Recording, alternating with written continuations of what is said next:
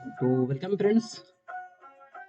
और आज हम लोग बात करने वाले हैं क्या है पेपर का नाम। चलिए, पेपर का नाम है ह्यूमन राइट्स। भूल गए थे? नहीं यार, याद था। थोड़ा गाना सुन रहे थे ना तो उधर माइंड चला गया था। चलिए, हालांकि मुझे 90s का सॉन्ग ज़्यादा पसंद है। आप लोग को क्या पसंद है? चलिए देखते हैं। पहले के मूवी गाने में भी एक सुर होता था, ताल होता था, लेकिन आजकल गाना क्या है पता ही नहीं चलता है, खाली ढुचुक ढुचुक बज रहा है। चलिए देखते हैं। तो आज एग्जाम हो चुका है जिन लोगों का ह्यूमन राइट्स का, आप लोग 1 मार्क्स वाले क्वेश्चन देख लीजिएगा, ठीक है। अभी हम सब क्वेश्चन आंसर करेंगे। और साथ में जो लोग का एग्जाम है प्रीवियस ईयर में आने वाले टाइम में, ठीक है, वो लोग ध्यान से देखिएगा, आप लोगों का एग्जाम इसी टाइप से होगा। ह्यूमन राइट्स, ठीक है, MDC।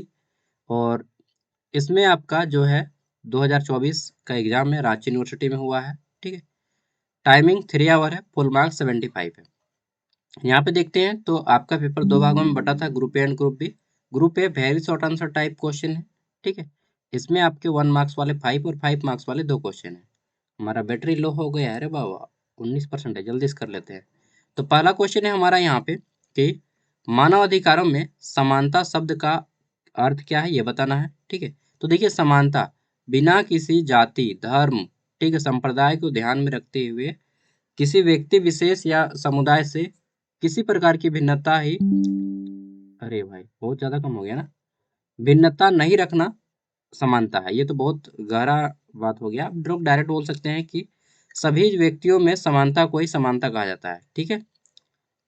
आर्थिक, सामाजिक, राजनीतिक और सांस्कृतिक रूप से। इसका आपको लिखना था, एक वर्ड में नहीं आएगा, इसको आपको 2-3 लाइन में लिखना था, ठीक है। फिर है आपका मानव अधिकारों की सार्वभौमिक घोषणा का क्या महत्व है। तो देखिए, मानव अधिकारों की सार्वभौमिक घोषणा क्या पूरा वैश्विक स्तर पे सभी मनुष्य को समान अधिकार देना है, ठीक है।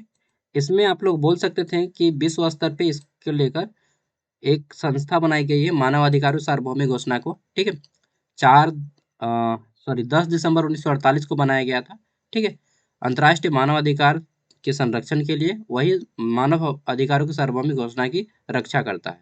इतना लिखिएगा, लिखे हैं इतना। चलिए, तो हल्का सा भी लिखे हैं ना कि वैश्विक स्तर पे इसकी मानव अधिकारों की रक्षा करना है, सार्वभौमिक घोषणा, तो आपको 1 मार्क्स मिल जाएगा।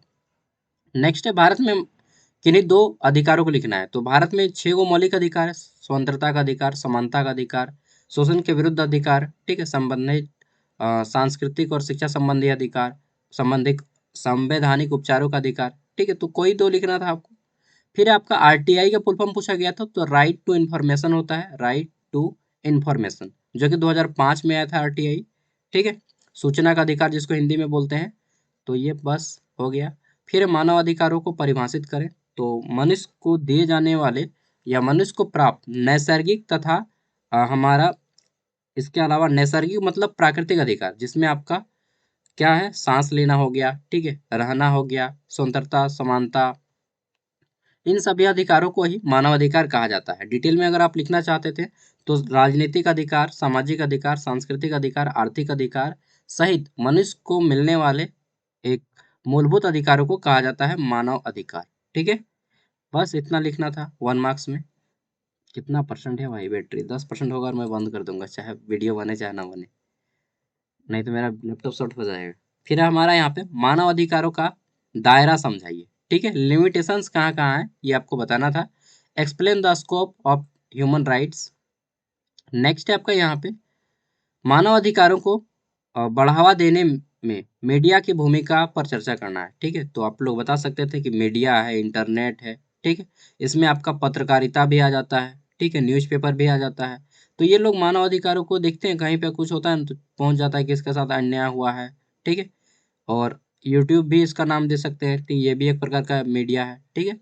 तो 5 मार्क्स का था, इसका आपको एक पेज में आंसर करना था एटलीस्ट। अब ग्रुप बी में क्वेश्चन जो आए थे, इसमें आपका पहला है पहले, दूसरे और तीसरे पीढ़ी के मानव अधिकारों का वर्णन करें। देखिए, मैंने बताया था क्वेश्चन इस टाइप से आ सकता है और आया है, ठीक है। तो आपको 3 को कॉलम बनाना था, कॉलम 1, कॉलम 2 और कॉलम 3। पहला लिखना था मानव अधिकार का प्रथम पीढ़ी, दूसरा में दूसरा पीढ़ी और तीसरा में तीसरा पीढ़ी।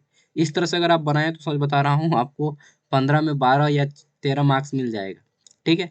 और 10 गो पॉइंट अगर लिख दिए है ना, हो गया। नेक्स्ट है आपका भारत में मानव अधिकारों की रक्षा में न्यायपालिका की भूमिका का विश्लेषण करें। तो आपको बताना था कि मानव अधिकार का जब कोई उल्लंघन करता है तो कोर्ट, ठीक है, चाहे वो सिविल कोर्ट हो, चाहे वो हाई कोर्ट हो, चाहे आपका सुप्रीम कोर्ट हो, किस तरह से रक्षा करता है ये बताना है। साथ में इसमें आपको भारतीय जो मानव अधिकार आयोग है, ठीक है, जिसकी स्थापना 1993 में हुई थी, याद है ना आपको, मैंने बताया था, उसके बारे में भी थोड़ा सा बताए होंगे तो डेफिनेटली आपको बहुत अच्छे मार्क्स मिल जाएंगे।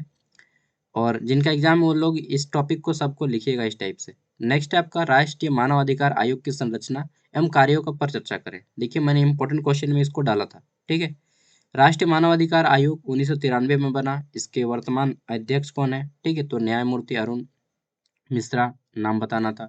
इसके क्या क्या काम होते हैं तो आपको बताना है कि यह छोटे छोटे यूनिट्स प्रत्येक राज्य की से मिल के फिर राज्य जिला स्तर से, जिला फिर प्रखंड और प्रखंड फिर पंचायत स्तर पे मिल के काम करता है, ठीक है, ये बताना था।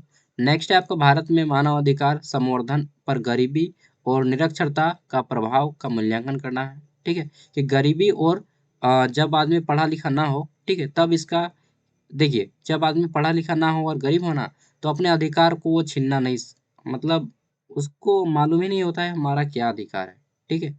अगर आप बहुत दूसरे किसी के अंडर में काम करके रहिएगा ना लाइफ भर, तो आप उसके मतलब उसके खिलाफ कभी आवाज नहीं उठा पाएंगे। अगर आप वो गलती भी करता है, आपको दबाता है या फिर कुछ भी करता है, तो आप उसके खिलाफ दबाव भी नहीं उठा पाएंगे, आवाज भी नहीं उठा पाएंगे, ठीक है। तो वही है कि गरीबी और शिक्षा, अगर आप पढ़े लिखे नहीं होंगे तो अगर आप यहाँ तक नहीं पहुंचते तो आपको क्या मालूम होता कि मानव अधिकार होता है क्या है यार, ठीक है। 12 क्लास पढ़ के छोड़ देते तो मालूम होता, नहीं होता, ठीक है। नेक्स्ट है आपका महिलाओं, बच्चों एवं अल्पसंख्यक के खिलाफ भेदभाव को समाप्त करने में आने वाली चुनौतियों की व्याख्या करें, ठीक है। तो देखिए महिला, बच्चे, ठीक है, अल्पसंख्यक, 14 वर्ष से कम बच्चों बच्चों को बाल श्रम कहा जाता है, ठीक है, ये भी बताना था। महिलाओं के लिए उचित जितना पुरुष का वेतन है उतना महिलाओं का वेतन होना चाहिए, ठीक है। अल्पसंख्यक यानी कि माइनॉरिटी जिनकी संख्या बहुत कम है, जैसे बौद्ध धर्म, जैन धर्म के लोग, ठीक है, खिलाफ इनके खिलाफ जो है भेदभाव होता है इसको कम करना चाहिए। इसके लिए क्या क्या चुनौतियां हैं, ठीक है, डिफिकल्टीज है, वो आपको बताने थे। नेक्स्ट है आपका यहाँ पे discuss the importance of international, क्या है आपका कोवेंटेंस, ये मैं फर्स्ट टाइम पढ़ रहा हूँ, अंतर्राष्ट्रीय वाचाओं, ठीक है, इसको कोवेनेंट्स, ये मतलब वर्ड डिफरेंट है, ठीक है, फर्स्ट टाइम पढ़ा। लाइक ICCPR एंड ICESER, तो ये थोड़ा सा टफ क्वेश्चन है और फैक्चुअल बहुत जाएगा, मतलब इसमें तथ्य को लिखना है। ICCPR इंटरनेशनल क्रिमिनल कोर्ट, क्या क्या इसका फुल फॉर्म है यार, बोल रहा हूँ, और इंटरनेशनल कोर्ट, इस क्वेश्चन को मैं भी नहीं डाउट सॉल्व कर पाता विदाउट, मतलब अगर आप इसको प्रॉपरली पढ़े हैं तभी कर पाइएगा। तो इन दोनों ऑर्गेनाइजेशन के बारे में पढ़ लीजिएगा जिनका एग्जाम है, ठीक है। वाकई ये क्वेश्चन टफ है, ठीक है, लास्ट वाला। चलिए ये क्वेश्चन ऐसा क्वेश्चन है जो यूपीएससी में आने की संभावना रखता है, ठीक है। चलिए मिलते हैं नेक्स्ट वीडियो में। और जिनका भी एग्जाम हो गया अच्छे से, अब नेक्स्ट एग्जाम का तैयारी करना है एलिमेंट्री कंप्यूटर एप्लीकेशन सॉफ्टवेयर का। बाकी आपका दूसरा जिनका भी एग्जाम बाकी है, जो लोग एग्जाम देने वाले हैं फ्यूचर में 25 में, 26 में या 27 में, ठीक है, तो आप लोग अच्छे से प्रिपरेशन करके जाए। PDF मैं वीडियो को डिस्क्रिप्शन में दे रहा हूँ। ओके बाय, ठीक है।